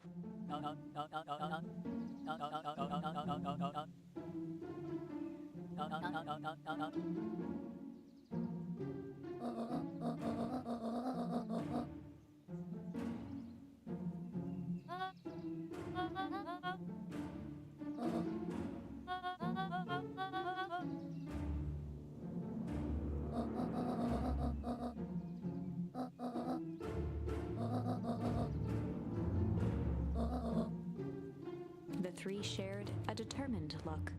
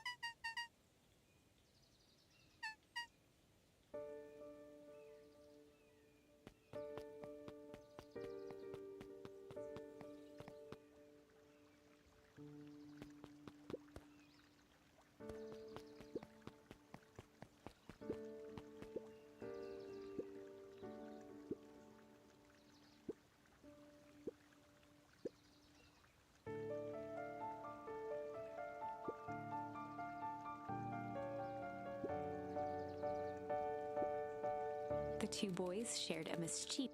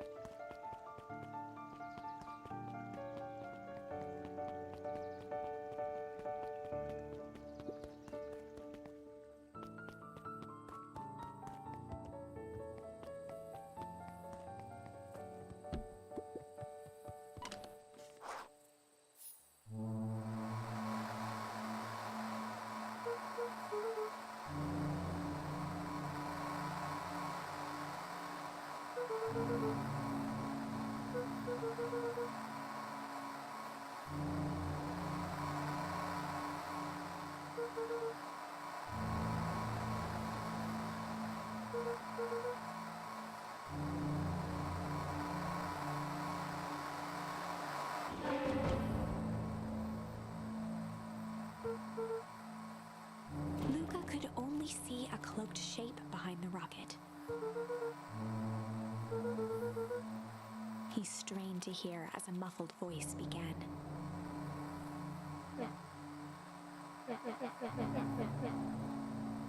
Fear gripped Luca's throat.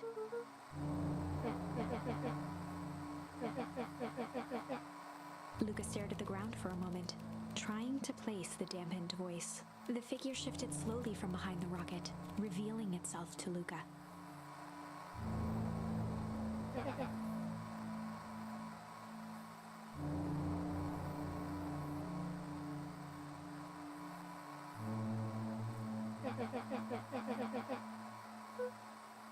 Luca reached over empathetically. Iggy's tone jolted to dejected anger. Luca slumped to the ground, overwhelmed by guilt.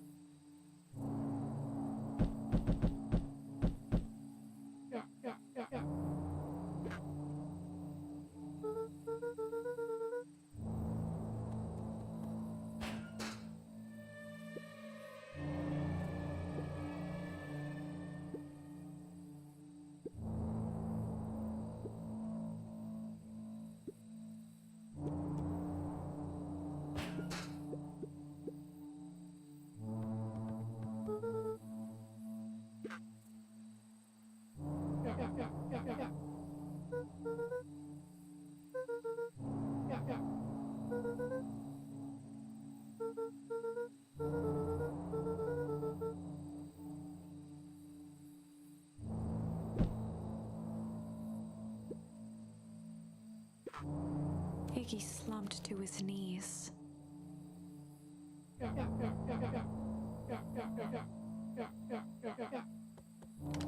Luca grabbed the walkie-talkie and headed for the window. Luca and Iggy climbed up the back of the treehouse to its roof, where Rollo had constructed his MCDC, the Mission Control Defense Cannon. From behind the crowd of clipboards, William Kerr strode forward, a warm smile on his face.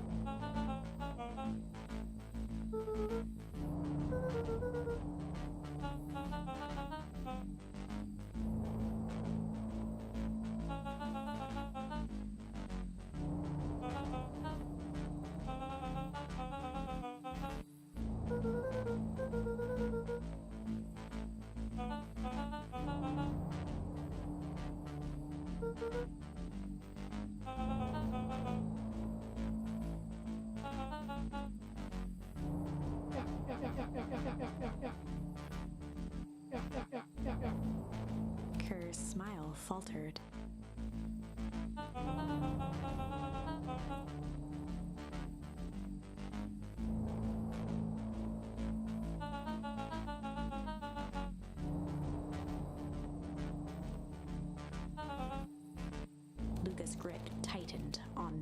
AC/DC.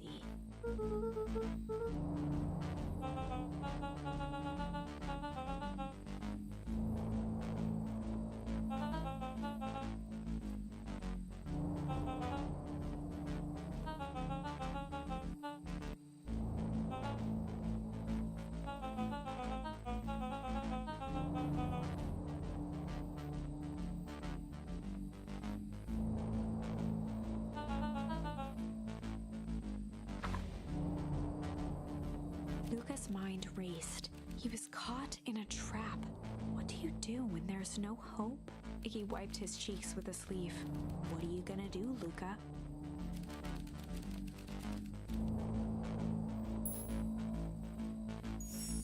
Luca drew himself up and decided to take the only option they had left.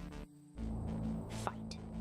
He swung the mission control defense cannon around, aiming it confidently at the smirking face of William Kerr. Luca summoned his most insolent demeanor.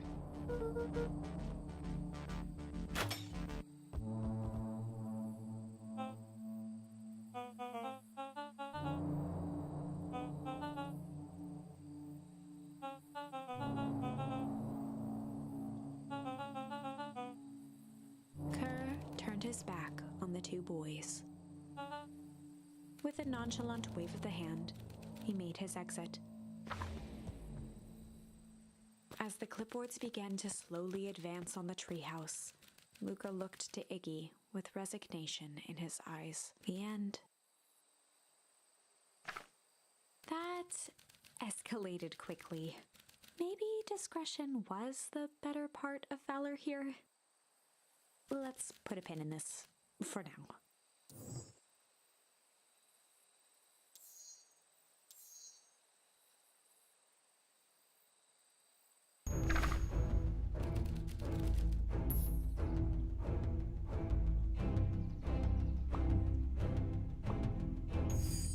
There was a shame lurking behind those eyes.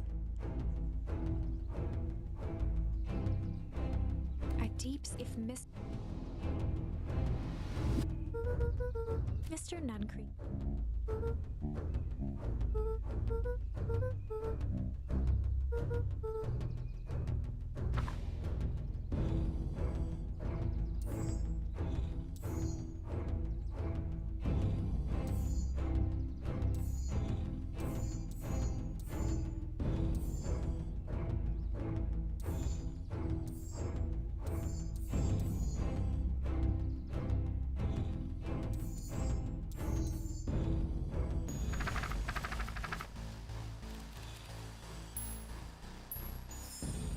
This is a story about struggle. Luca could hear a machine humming somewhere nearby. He felt around wildly, searching for something, anything that could help. His hands found a hard object. Maybe he yanked it free, lifting the cold stone. Let me go! Luca swung the tile as hard as he could at the shape that still held fast to his leg. He heard the crack of glass as the stone hit the assailant's mask. With a muffled yelp, the hand let go. Luca was free and scrambled to the door. He never looked back once on the long run home. Chapter 3.